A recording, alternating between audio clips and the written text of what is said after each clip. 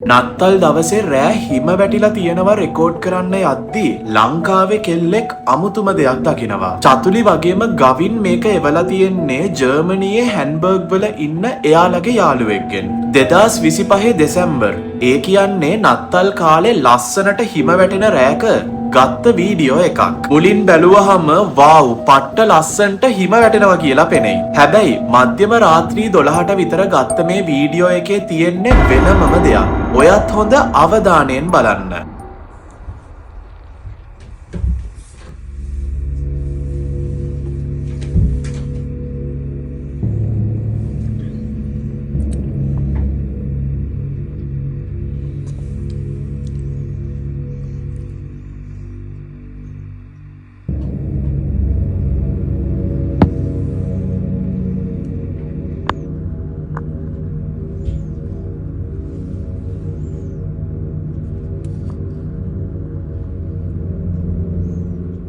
ඔයත් ඒක දැක්කද?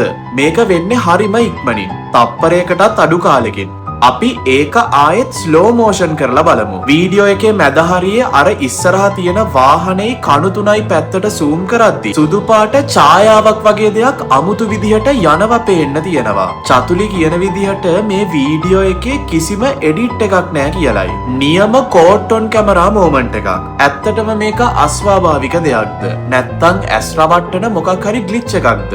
ඔයාගේ අදහස යටින් කමෙන්ට් කරගෙන යන්න.